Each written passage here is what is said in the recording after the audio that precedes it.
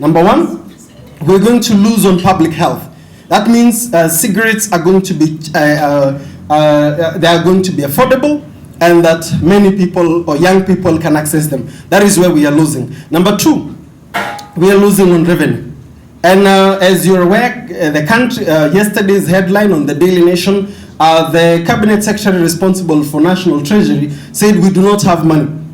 So how do you pass an amendment that actually makes the government coffers to go down? So that's the next frontier. We're losing on revenue. Number three, the country is losing on actually our credibility.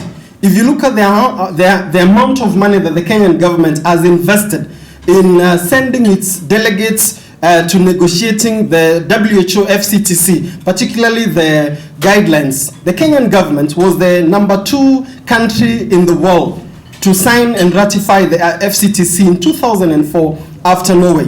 So you ask yourself, in terms of credibility, what will we tell the world when we've been providing leadership in effective implementation of tobacco control policies, and now we are reversing, going back all the way to the year 2008. And then number 4, Article 2 of the Constitution, Section 5 and 6, clearly says international treaties and laws are part of the domestic law.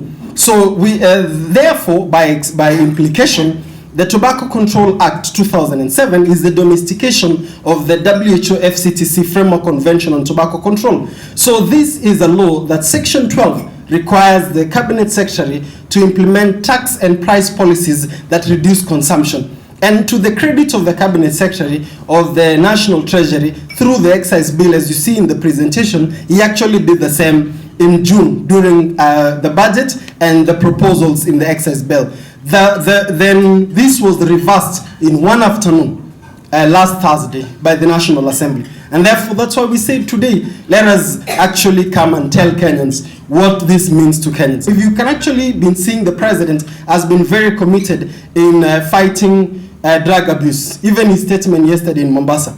So the question that we are therefore telling the president is, here is a perfect policy position that you can actually use to send a strong message to Kenyans, is that we cannot be fighting hard drugs when the two gatekeepers, that is alcohol and tobacco, nothing is being done about them. If you remember, a few weeks ago, the country embarked on a campaign to address the second generation, the alcohol that is destroying many people. And do you know, this excise bill, they actually have not done anything in addressing the second generation alcoholic drinks.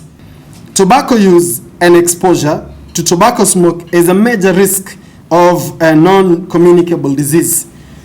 Kenya is a signatory to the World Health Organization Framework Convention on Tobacco Control, that is the WHO FCTC, which amongst other strategies proposes the use of price and tax measures as effective strategy for reducing consumption and prevalence of tobacco.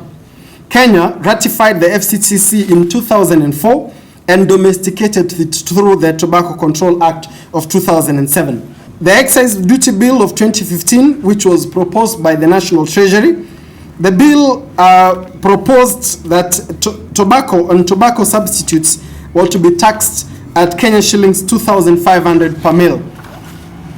On the 27th of August 2015, through the supplementary order paper, the Departmental Committee on Finance, Planning and Trade made amendments to the Excise Duty Bill 2015 during the committee stage.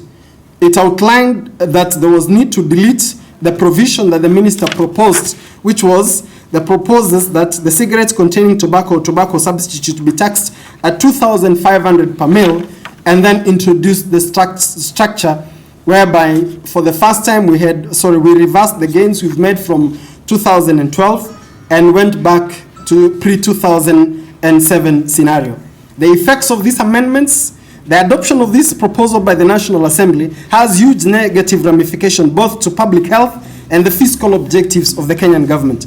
It also goes against global best practices for tobacco tax administration as recommended by WHO and the guidelines for effective implementation of Article 6. There is a case in court, but the industry knows that most of our attention is in court. So they are going around doing other things, and I cannot say that we are I cannot fail to say that we are suspecting somebody is working for the industry in Parliament.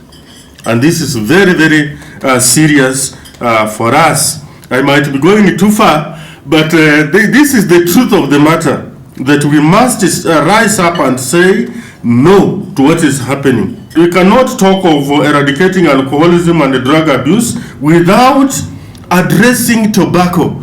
Look at Central Kenya, where we say alcohol has really hit the men of that region. It is also the major consumer of tobacco. So you see, these two things go together. I've never seen a fellow who keeps on chewing miraa and doesn't smoke. So as we address drug abuse, alcoholism, we must seriously address tobacco, because as he has said, it is actually the gateway. Most of those who go into hard drugs and alcoholism are also smokers. We are praying that our parliamentarians come to their senses and think about this country. Because as we all know and as we all say, a healthy people is a wealthy nation. We cannot be a wealthy nation if we are sick. And the tobacco, as we have known, causes a lot of problems to us.